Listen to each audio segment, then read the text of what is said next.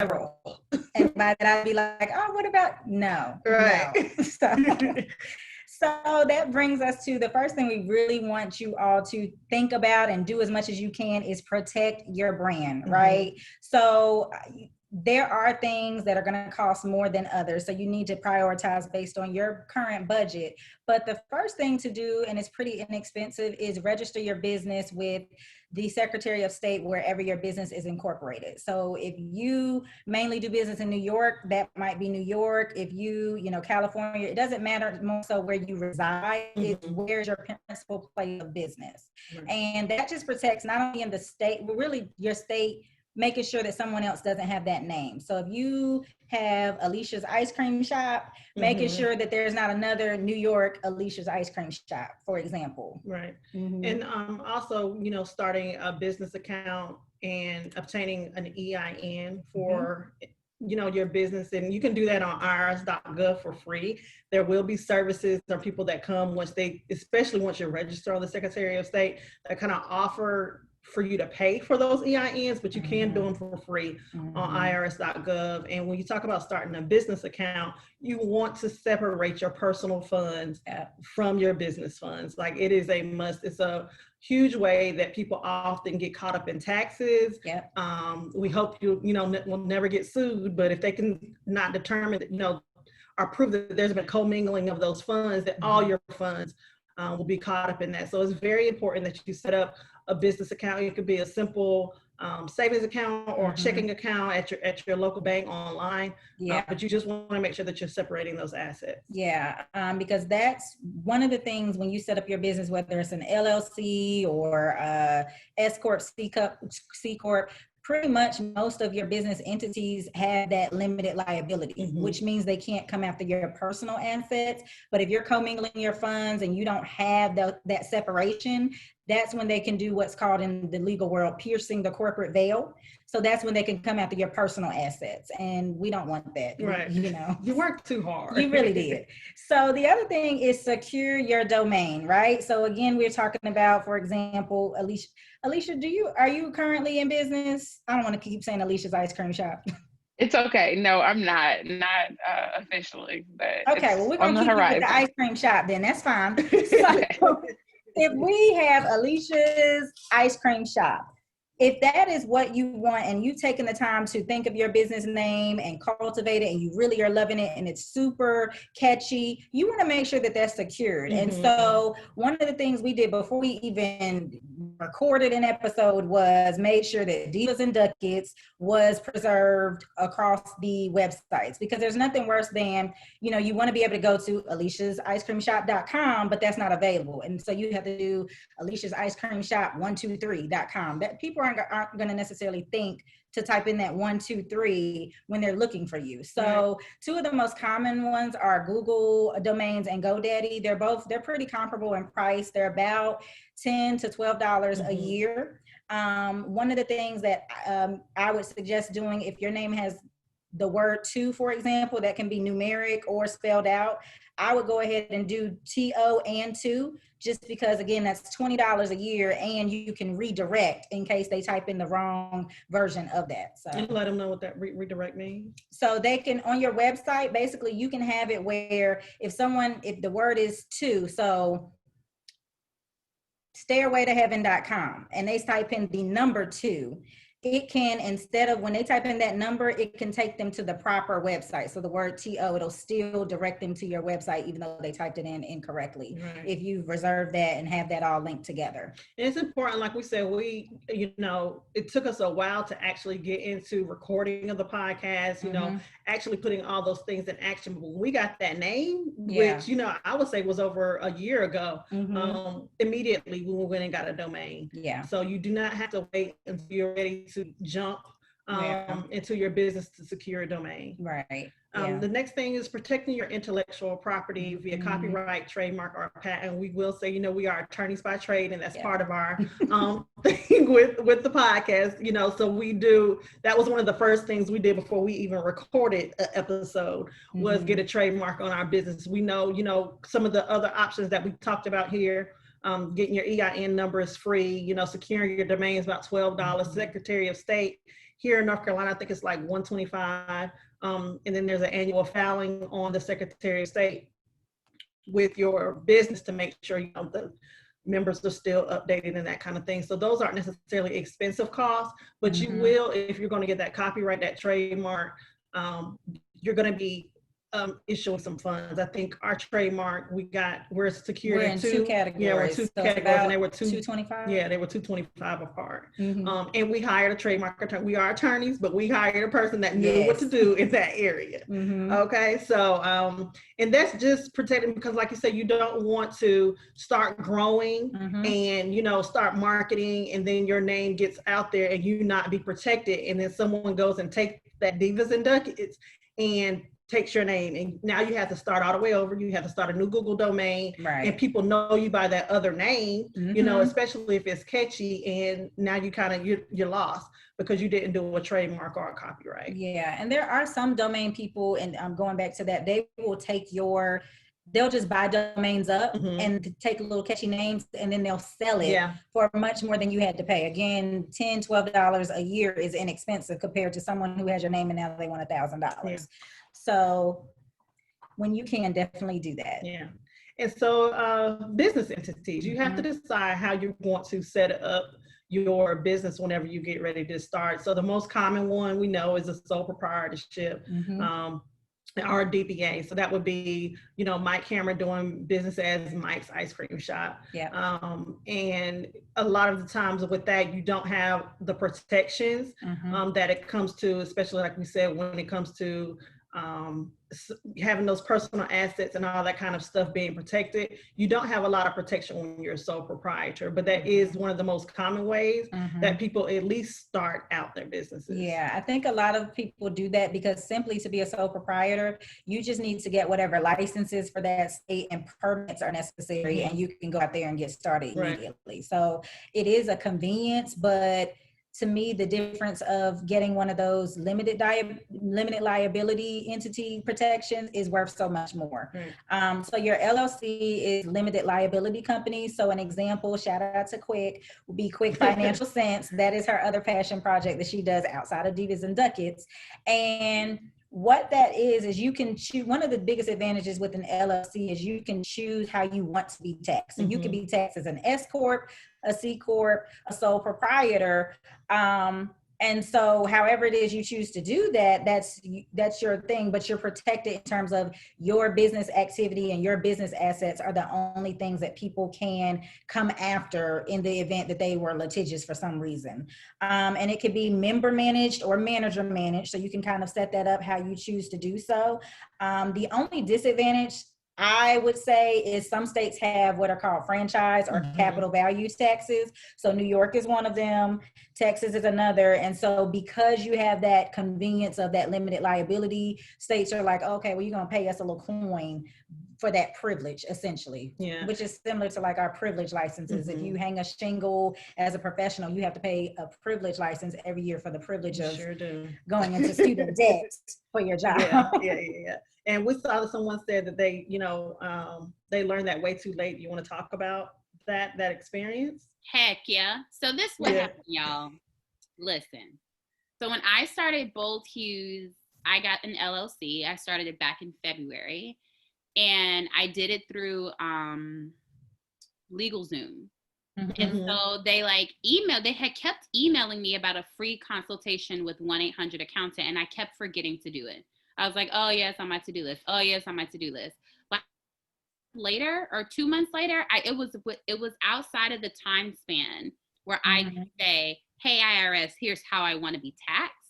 I had the consultation with them. And y'all got on the phone with him. He was like, FYI, if you had called sooner, you would have been able to tell the IRS how you want to be taxed. And the way that he described it, he was like, you get to determine how much money you want to pay the IRS. And that determines whether you're funding the IRS or funding your business. And I was like, what? So when you start an LLC, one, definitely get a consultation with an accountant because they know that shit and I don't. Yes. When you mentioned about getting somebody who knows trademarking, I'm all about being like, there are some things that I would love to learn about. And some things where I'm like, not my wheelhouse. And when it comes to taxes, not my wheelhouse. And so I'm like, you really should talk to an accountant and get some counseling around how you want to be taxed, tax deductions.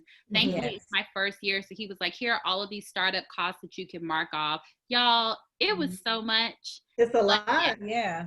It was Yeah, and I would say definitely, and that's one of the things we'll get to, but definitely when you start talking about your taxes and those kind of implications, you want to at least once a year just kind of sit down and understand this is where I am, this is how I'm doing, because your business is going, you know, there's going to be fluctuations. Now we're going to speak into existence, it'll always be in the black. Right. However, based on how things are going, you may want to take advantage of different things at different times over the course of doing business. Yeah. So the other thing is the S corp. Yeah. So, and we'll kind of go over the S corp and the C corp, you know, a little quicker, you know, because we're again speaking these things that be not as though they were. Right, but we ain't there yet. We ain't there yet.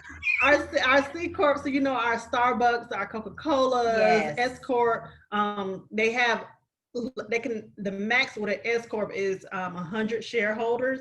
So that's a distinction between the S corp. One of the many distinctions between the S corp and the C corp, they can only have 100 shareholders.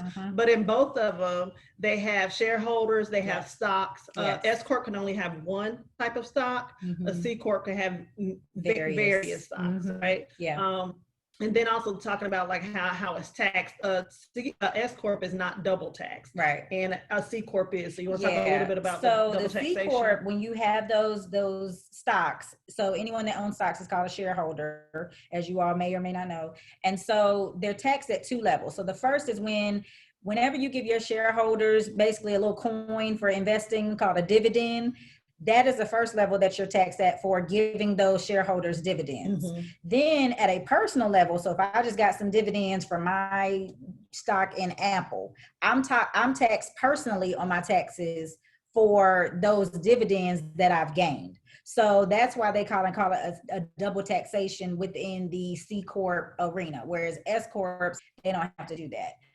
For all of these, the limited liability, as an example, is you only lose what you put in, essentially. So if you put a $5,000 investment into your business and the business failed, then you just lost $5,000.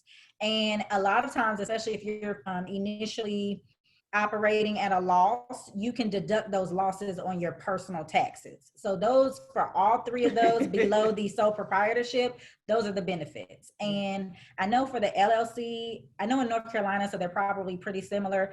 Every year you just recertify. So you have to make sure, has your address changed? Has your contact person changed? And you're just really filling that out again, but it's about $125 a year to just recertify. Right.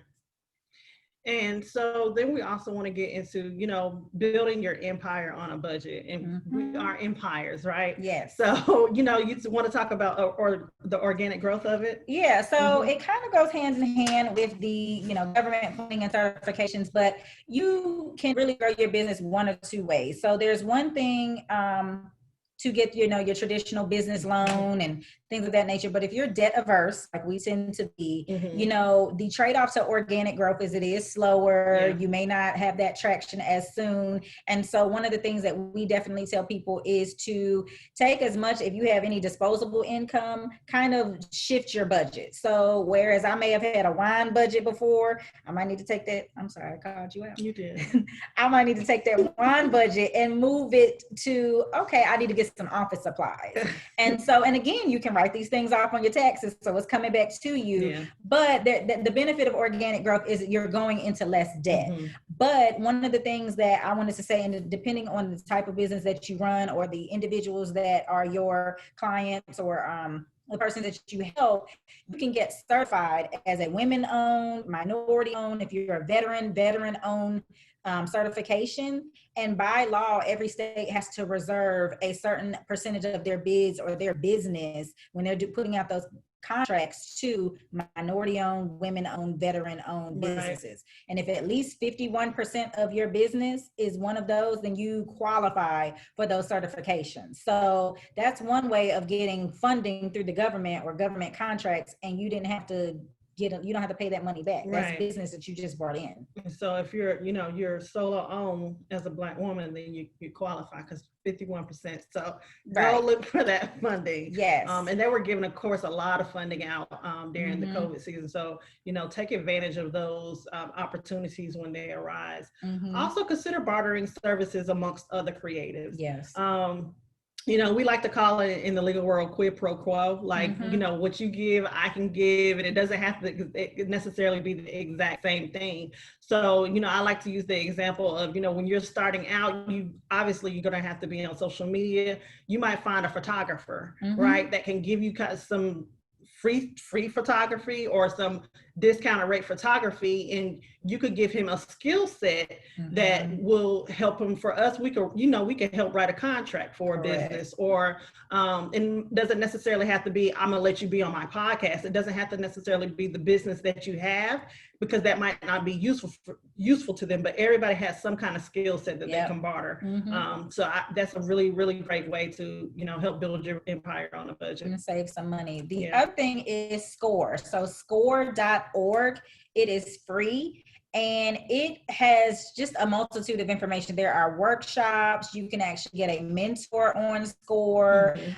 You can filter by state and see various topics. If you're in a certain industry, I know I've seen HR, accounting, etc. If you're in a certain industry, you can filter and find just various templates you need, and all of that is free. So even if you got a mentor, or you wanted to do a practice run, I know sometimes I do practice runs for proposals. If you were going to talk to an investor, that resource is very helpful. A lot of their events and a lot of their offerings are right online, so you don't have to leave your house to get it. And so it's really helpful if you're starting up and you just kind of want to know, am I going in the right direction, or what things should I be thinking about? Because more likely than not, there's someone in there who has either done what you're doing, or they're in a similar industry and can kind of guide you or provide any insight in terms of, you getting started. Right. And we know it's hard, when you're trying to get started with getting mentors, especially in the African-American space, with our crabs in a barrel mentalities. But if you can find a mentor on there, or definitely get your mentors, go for it. So, I would at least try the service, or, if you have those mentors and don't necessarily use the service, but can make use of getting a mentor, then, make sure that you're leveraging them. And, we're learning that mentorship isn't just what can you get from that person, you have to be able to bring something to offer to them as well. And I love Fiverr. We talk about our logo. That was initially hand drawn, and in our sketching, we tried to draw a hill. We just knew we wanted some money in there. So our initial sketch looks nothing like our logo now. But, somebody from Fiverr was able to take that. He was way in Africa. Somebody from, he was able to take that logo and give us what we have now, and when it came back, it was just like, this is exactly what we were thinking about. Yes. And their services are relatively cheap. I think we got our logo for like $25. Yeah. So they're relatively cheap if you haven't tried it. They do websites, all kinds of things. On Fiverr. And then as a creative, for those of you that are in that space, you can, get a little coin for your business on Fiverr. Yes, for sure. So let's talk about the winning team, your business entourage. Yes. So if you cannot, and again, prioritize it, this is not in order of importance, but it's in starting your business. If you can't do anything else, these should be your top priorities in terms of the types of professionals that you need to make sure you consult with as soon as you can. Right. And that first, as Keisha brought up earlier, was a CPA. They are certified. They know that tax code. It is their job to know all the loopholes and the nuances. And again, just because we're attorneys, I always tell it, people can tell, like with doctors, there's an ENT, there's a cardiologist, but as lawyers, we don't know every type of law. Right. So I will be the first to say, a tax attorney, CPA, sit down with them and understand where your business is, what things you can take advantage of, how maybe you should change some things up so that you are bringing home as much of your money as you can. Yeah. And I'll even say, because we had talked to a CPA, and I mean, there's a way to have your child, you know, be paid Mhm. and have discounts because they're doing, you know, things within your service. And I'm not talking like huge things. They don't have to be, you know, we're talking like a 14-year-old might be Yeah. able to, you know, do your setup for whatever your business is, do your setup for your lighting or whatever, and you could pay them and get write-off. So these are things we would not just necessarily know. So why Yeah. it's so very important to get a CPA. Mhm. Again, going back to trademark, when you're ready to do a trademark on your business, definitely reach out to a trademark, a business attorney. They can help you with those categories. We talked about doing the search earlier of your business name and the Secretary of State, but a trademark attorney is required Yeah. to make sure that they're going through as they're doing that trademark and making sure they're not only doing it in just that state, but, Mhm. you know, nationwide. Yep. So, you know, that'll be, if that's a hindrance, we're coming back and getting you registered because Mhm. the trademark, it applies as soon as you file. Right. So a lot of times you'll see with someone's name, you'll see the little TM. Mhm. That means their trademark is currently going through the application process, Right. but they are fully protected just as if it was registered. The Right. registered is that little R with the circle. Right. So the process may take a few months. It may take up to a year, just depending on how many applications are out there, the investigations they have to do. And I see Keisha there's a member that's doing a workshop next week. So you need to take all of the tutelage and free advice that you can get. For sure. In terms of getting that information, because it is paramount. And again, it probably does cost at least a few $100s, depending on how many categories that you're reserving your name under, but it's just of the utmost importance. Yeah. So, yeah.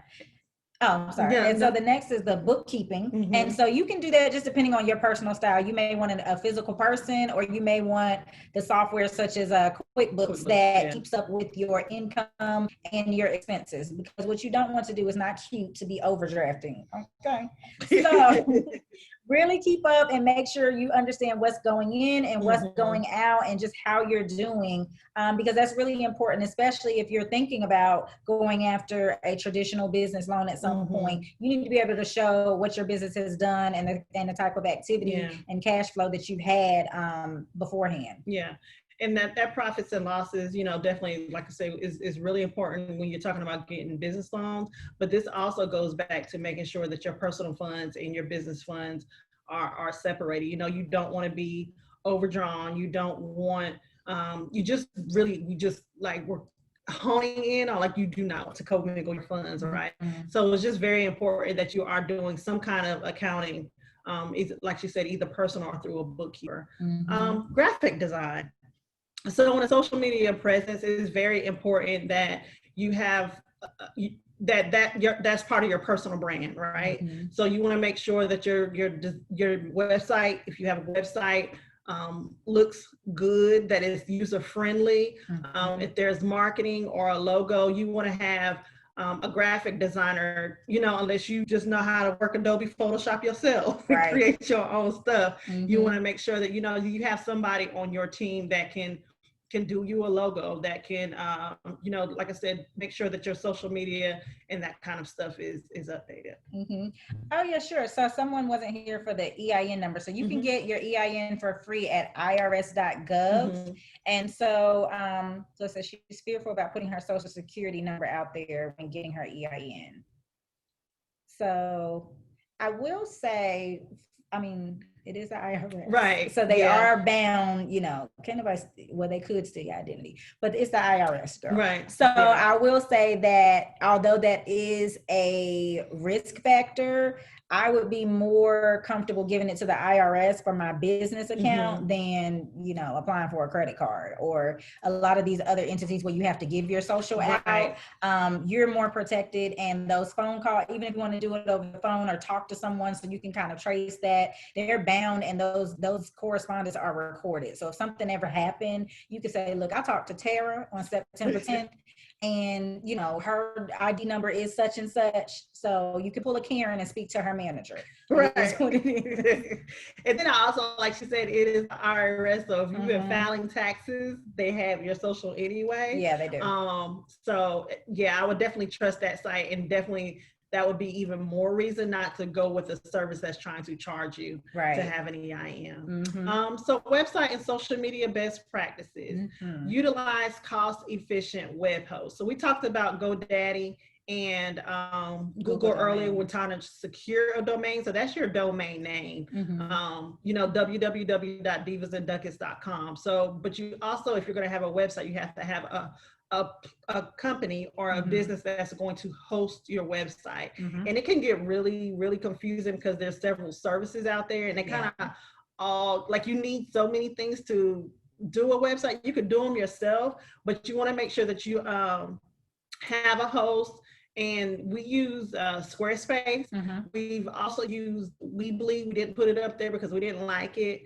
So, you know, when you're looking into your website host, you want to mainly look at largely what is it going to be used for. If you're going to have commerce on there, you want to pick a website host that doesn't charge you know, a lot for each transaction, or what their plan is going to be. If there's going to be commerce on, if you're not going to have commerce, it's just going to be used for a blog. You know, you can look at cheaper plans. So you want to look at what the plans are. You want to look at how user friendly it is. We love Squarespace because when you duplicate those pages, it's just like, you really just literally go in. It's very, very easy. And of course you have to play around with things, but you know, Wix, WordPress, those are some other website hosts. So we'll just say, you know, when you're doing this, just do a lot of research. Really. Do your research as far as the functionality you need for your particular business. And if you can, so going back to Alicia's ice cream shop, try to use consistent naming and spelling features across your platform. So if you save your domain name, you have all of that secured, then all of that should be pretty much consistent across, you know, whether it's social media, your website, your business cards, just so that the users and your customers aren't confused and it's easy to locate you. And yeah, so that would be like, I mean, because we've seen some, like she said, you might have to be 1, 2, 3 if you don't secure that domain name, but on Facebook and Instagram, you're under a different name. So people are gonna honestly, unless you have those links and anything for them to just click and be able to go, they're going to go under the name that they know you under. So you don't want that hindering your business, especially if you have commerce to sell on your website, for them not being able to get there. Ensure your website information is consistent and regularly updated. So that is big for us because we have gone through a lot of websites or a lot of links and they're broken. Honestly, one of the most examples that I would say, even this week, I had put up a LinkedIn, a Linktree link because it links, you know, to all your different websites, and realized that someone went on my Linktree because they were going to follow Divas and Ducats. It ended up following Quick Financial Sense because their Instagram was tied to Quick Financial Sense and not Divas and Ducats. So, you know, it was a user error, but if she hadn't done that, I wouldn't have been aware, you know, until I went and checked it maybe 2 weeks later or whatever. So you want to make sure that your links are going and directing you to exactly where you want to do. I will also say, like, if you're blogging, make sure if you're doing hyperlinks that they are updated, because like I said, when we ever do a new page for a new week, we just duplicate. So if you're, you know, you might change your name but not change the hyperlink. So you just want to make sure that you save and go back and actually just double check those things to make sure that they're consistent. And I think that's especially important because another example I think of is with COVID, people's hours change. So, you know, you've shown up a place thinking that you're going to get something to eat and it closed. So that is an important thing to just make sure. If you blog, obviously you'll do it more often, but if not, we would say at least quarterly, go through your website and make sure that your information is up to date and all of your links are going to their proper destination. So communication best practices. This is a trigger for me. This is. And I think we talked about it on one episode in terms of just customer service. So if you're a customer facing business, you're going to have to interface with customers. You're going to have to talk to people. And so one of the things we know, you know, especially as a creative, you might during the day be using that time to create, to do, you know, do your work. And so it doesn't matter what time you do it, but set aside some time every day to respond to your email correspondence. So whether that's 8 o'clock in the morning, I'm gonna check email and I won't see it till again tomorrow at 8. As long as you go in there once a day, because most people, when they're reaching out, they want some kind of response within 24 hours. They just want to be heard from and be acknowledged, really, more than anything. So definitely try your best to set some time each day to go through your emails. You know, there may be questions. Someone may have a question about size charts, which is another trigger of mine. If you sell clothing, just put your size chart on the website, so I don't have to ask. For sure. Automation. So automation can boost your business in so many ways, right? And it goes back to her talking about the time of each day on Facebook. You can have an automated email when someone, you know, emails you. It's an automated response that comes back, and people just, like she said, they love to feel connected, and that's what automation does. And you could do scheduling with automation. You could create that email 2 weeks ago and have it scheduled to come out next week, you know, so you don't have to forget. Also with automated emails, that's, you know, when a person goes to your website and they're going in, you like, contact us for a reason, and it's automatically email, thanks for responding to us, and it comes instantly. That, I mean, it's I don't know, it's simple, but it just gives people the feels, right? When they check it, like, wow, you know, this already came. So utilize those automated emails. There's a ton of them out there. I would just say, again, do your research. Some of them cost more than others. Some of them allow you, you know, the free ones, most of them you have to, with the free automation tools, you have to keep their logo on the automated emails. But honestly, most people are not bothered by that.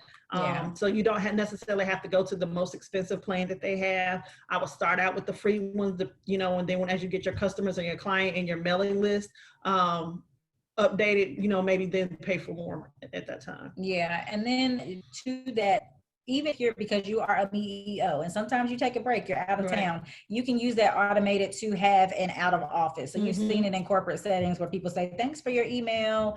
I'm currently out of office. I will respond after when I return. A lot of times, again, if someone is a potential customer, they'll see that and understand that at least I was acknowledged. This is why I haven't heard from them in 3 days, and they'll get back to me. For sure. The other thing is, if you are in the business of merchandise, so make your policies clear and have them up on your website. So again, you're not getting emails with the same questions, you know. So if you have a strict refund or return policy, if they can't be worn, or, you know, they have to be sent back in a certain condition, make sure that is visible and understood. I cannot tell you how many friends of mine I have who have argued with the owner of a business about making a return. So just, really make that visible. If all sales are final, that's fine. Just let us know before we purchase, you know. And then along with that, include a frequently asked questions page, have consistent shipping estimates and updates. That kind of also goes, you know, the refund return policy will be in that frequently asked questions. So you just want to make sure that whatever's in your head is in writing, right? Because it'll eliminate arguments. It keeps you good with customer service, and it keeps your customers coming back. All right, scale your business. So you're a MEO, you're doing good things, your name is getting out in the community, and all of a sudden there is a huge demand for Alicia's ice cream shop. Alicia needs more ice cream and more hands on deck than she can possibly give. It's just, I mean, it's just going down. Can I jump in real quick? Alex has a question. She's asking me if you could say a little bit more about where should people go to create the automated email. So automated emails, we use Sendinblue, but there's a ton of them out there. And honestly, it was. What do you use? I'm sorry. Sendinblue. Sendinblue. I'm gonna type it in. She'll type it. She'll type it in the chat. And it's just something that you really either, again, have to get a creative that knows how to do it and can set it up for you, or play with it. It was one of our bigger headaches. But once we learn how to do it, it's, I mean, blinking, like, you know. But I will say at least a week to 2 weeks of constant. But the reason I like them is because they have wonderful customer service. And she would be laughing at me like, I see you getting into it with them again. Like, you would just see our back and forth. I mean, they would do screen shares with me to teach me how to, you know, set it up, how to get that trafficking in, where to direct it. And so to me, that was big. Like, look at the reviews. of who you want to use, but it is a little difficult. Well, at least it was for me to set it up initially. But like I said, once it's there, now, that's how all of our emails come. When a customer, when we have a person sign up that they want to be notified of new podcasts, it's just automatically done. We have our notifications scheduled. So I would look at Sendinblue, but there are, like I said, there are other ones. I think MailChimp is another one, a really, really more popular one. So just I would look at those and, kind of decide based upon package they had. I will say when I did automation research, there are charts out there that will compare them for you based upon, because sometimes they're limited by what's the size of your mailing list. Ours at the time was 0. So, we didn't need 500 at that time. So, it just goes, the plans and stuff are based upon off of how many emails you're going to send and how many people you're sending it to. So, yeah. And then there's some side, like I know GoDaddy is a domain host, but they have that functionality. So you can actually go in there too. That's true. And do that pretty inexpensively as well if you're just a fan of GoDaddy. Yep. And some of the websites hosting have their own internal, like Weebly has their own internal automated stuff, but there was just so many other things that made us not want to go. Like that feature wasn't something that made me want to stay. Yeah. So, but I would also check with your own website host, wherever you want to choose, and see if they have their own automated email feature. You might already be paying for it. Yeah.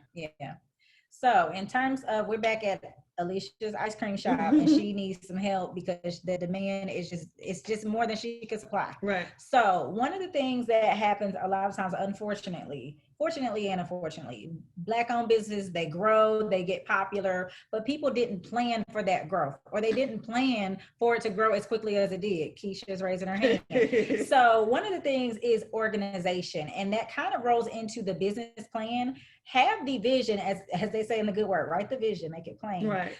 So when you are creating your business plan, that is kind of your roadmap of where do I want to go with this business? What do I want it to look like? What do I see in the future for it? Those things kind of keep you organized and on track so that as your business is growing, as you might need employees, I know, your business is your baby, we get it.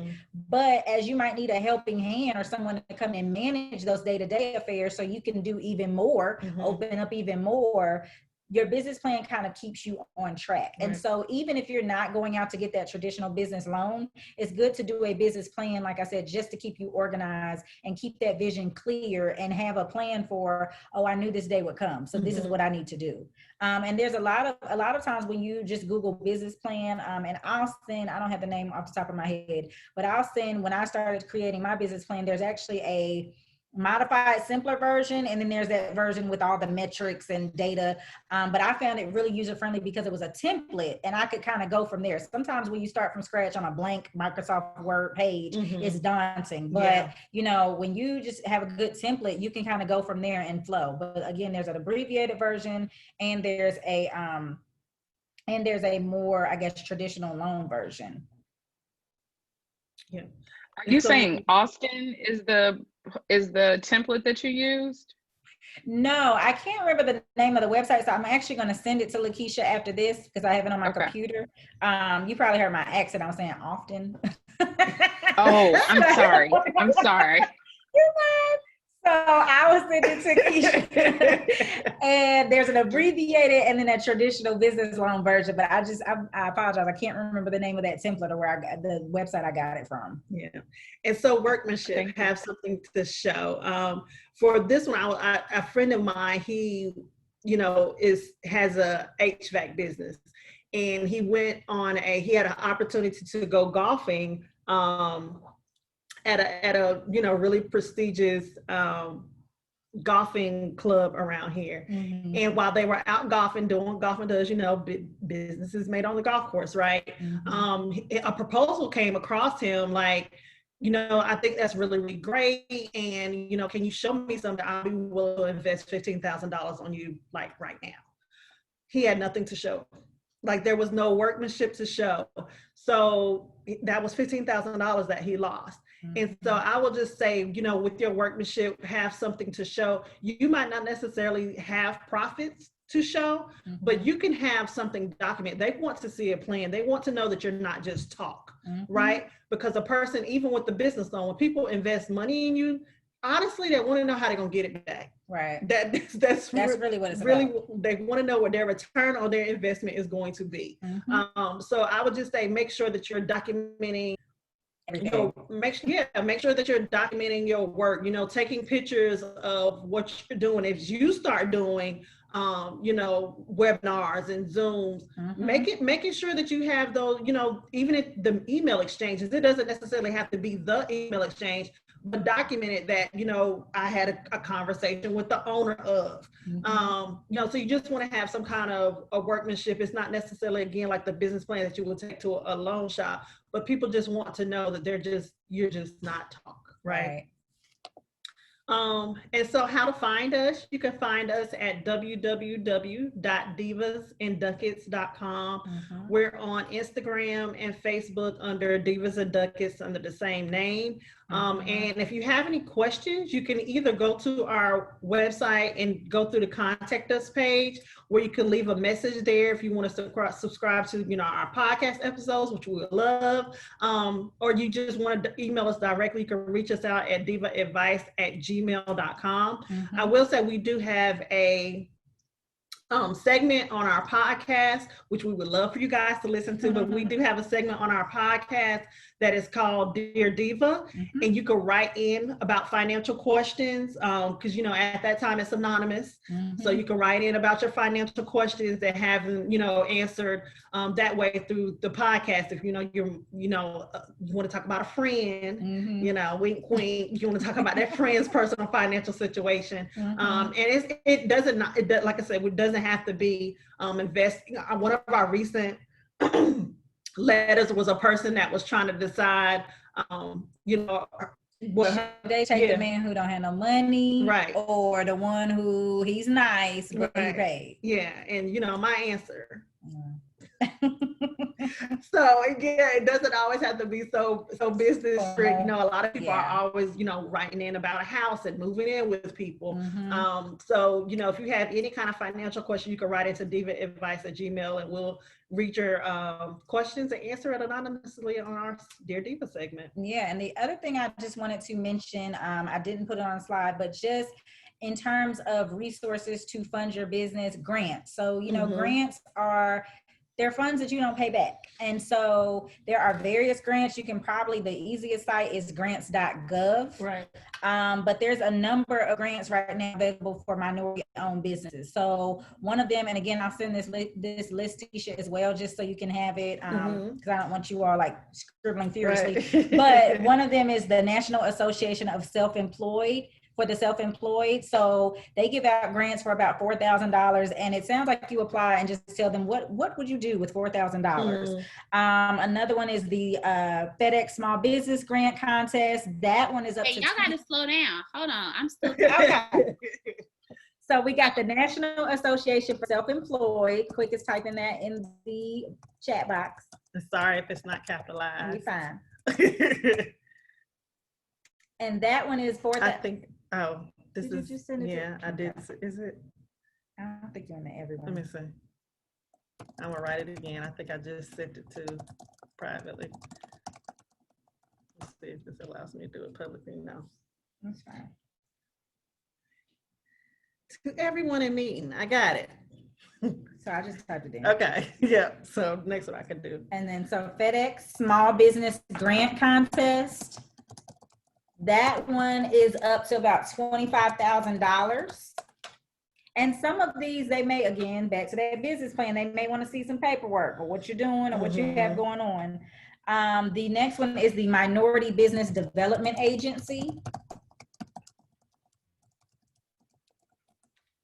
You have SBA.gov, S as in Sam, B as in boy, A as in apple.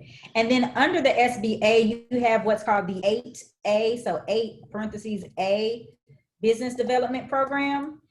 And they basically create grants, but they also create opportunities. And the criteria, pretty much all of us meet it. You have to be 51% minority owned, which All of us are. Mhm. 750,000 or less net worth. I don't know, my mom's not an heir. I'm not an heir to anything. So owned by a person whose adjusted gross income is 350,000 or less. Again, not an heir. 6 million or less in assets.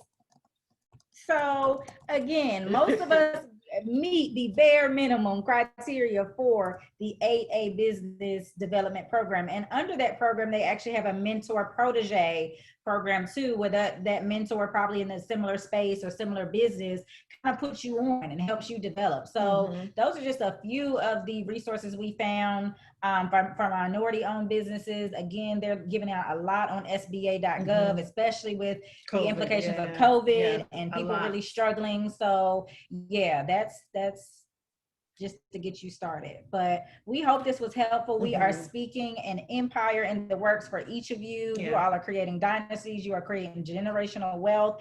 And we just thank you for your time and attention. If you have any questions, feel free to ask.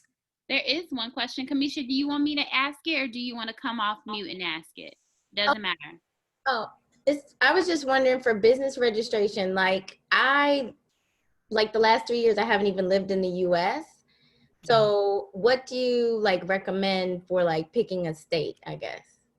I'm here now, but I don't have intentions of staying.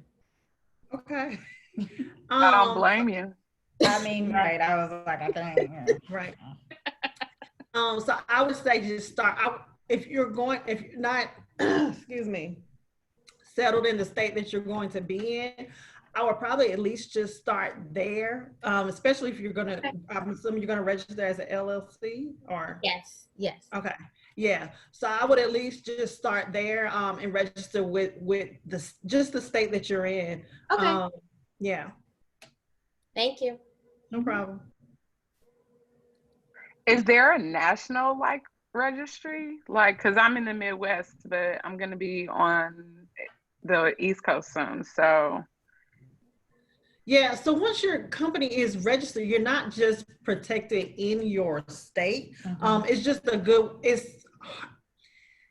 you're protected everywhere. But the only thing is with searching in your state, it just allows you, I guess, they try to do a broad name search, but it's definitely going to be state specific whenever you do your name search. So. Yeah, and honestly, when you register in your state, essentially they generally, unless they can prove your principal business is elsewhere, a lot of times this comes up with lawsuits. So it's like, okay, if they're suing a business, where is that business incorporated? What is their principal place of business? That's really where the state becomes most important. And then, like we said, with Mike's ice cream shop, Alicia's ice cream shop, that name is protected under that state. So it may be, if you started in Illinois, but then you moved to New York, there may be another business with a similar name. So you may want to consider, it just depends on how long you plan to be there. You may want to keep it the same or go to New York, for example, with the understanding that there might be somebody else with a similar name and how you want to do that. Or if you want to move your state of incorporation, you can always do that as well, just depending on your business interests, like we said, where you want to do your business principally and where you ultimately want to be. So you can do it either way. Those are just kind of the trade-offs. Yeah, and I would just say, again, looking back at that trademark, if you can afford to kind of move between states, then having that $600 to $800 investment, depending on how much your attorney is, will be a really good idea to just go ahead and trademark your business, your business name. Yeah. Because there might be another, okay, Divas and Ducats, for example. There may be, I doubt it, but there may be another Divas and Ducats, but there's not another Divas and Ducats under the specific spaces categories that we preserved our name under. So it prevents someone from doing business that's substantially similar to yours and essentially eating off your plate. Right. Yeah. Because I know recently I did a lookup for a skilled hands, and one was a skilled hands. It was a decorator, an event decorator, but the other person was a masseuse. So you could have a different name, but just be under different categories. Yeah. Yeah, because there's another Harambe collective, but they're a German circle and they're not in New York. So that's something that I'm like, because right now I'm in the process of not considering, but in the process of saving the money to trademark, because trademarking is expensive. It is expensive. It's quite expensive, and that's something that I had to be on the lookout for. Like, where are the other? And I looked that up before I chose the name, just to make sure that when I started the process. And according to Google and Facebook and Instagram, there's only one in like the entirety of the world that says the Harambe Collective. There are spinoffs, but not the Harambe Collective. So that is something that you definitely have to keep in mind. Yeah, for sure. Yeah. And what helps, you don't want to do it too long, but what helps is you doing business and you doing things under the Harambe Collective. You have a product to show that I've already been putting this name in use. I can already show first use. And so that's one of the things on the application they ask, what is your date of first use? And your member trademark attorney will be going into this more next week, so pay attention. However, that helps you even more. It's just risky in terms of you don't want to go too long and be in business too long under that name and not have it protected. Yeah, because that was definitely a thing when we got trademarked with our business. You know, we tried to do our trademark before we had our first recording, and we couldn't show first use, right? So that's when we created our website. We showed that there was actually, before the recording aired, but we showed that there was a recording done, so that we were working under that name. So to get your trademark, they're definitely gonna, you can't just be like, I want a trademark. Like, it's not one of those things like the Google domain where you can just get it in advance with no work product. You gotta put your toe out a little bit and have a little something going on. All right, this was super, super helpful. So before we wrap up, Leandra and Quick, one of the things that I love to have members do at the end is to spend some time. So I messaged Darlene. She's tired. It's time. Just saying a word of gratitude. I think what I'm always excited about is being in this space, being able to bring people into this space so that members have the opportunity and the access to have these types of conversations. Because I do believe that this is, in my opinion, knowledge that white people have all the time. And I'm like, listen, we got to be educating each other. And so I'm going to invite them to unmute themselves and just say a quick word of gratitude to the both of you for being here, for sharing your knowledge and your content. So if anyone wants to unmute themselves and just say a quick thank you, I would really appreciate it. Whoever wants to go first. Alicia's already unmuted, but okay. I was going to go first anyway. I love it. So this was super informative. It definitely educated me much more on my passion project. I have definitely had at least 3 or 4 conversations, this month being our passion project month. And you all have definitely pushed me forward in terms of like, okay, this isn't that scary. Like, there are people out there, there are resources, there's you. I can reach out to you now. You're in my network. And so I really appreciate the information, a lot of unveiling of things that like I had not thought about at all. So thank you. Good. You all are very educated. And I really appreciate that part. That part is like, ooh, glad we got some educated Black women in this area to help us figure it out. So thank you. Hats off to you. Thank you. And thank you. Is that Amina? Thank you so much. I understand the background noise. I was just getting ready to have to mute because I hear my son jumping on the top roof. So I get it. I get it. Oh, goodness. All right. So thank you, ladies, so much. Everyone has their information. I'm going to post your information on our website tonight as well, so that people can start listening to your podcast, but also reach out to you if they wanted to have any type of additional conversations. I'm extremely grateful for the overwhelming amount of knowledge that you have, and also the resources that you shared. And then Leandra, when you send me that business plan, I'll be sure to upload that as well. Yes, thank you. Put that on my list. Absolutely. And everyone have a good night. This is great. Thank you. So much. Appreciate y'all. Thank you for the opportunity. Best of wishes, ladies. Thank you. Thank you. Thank you so much.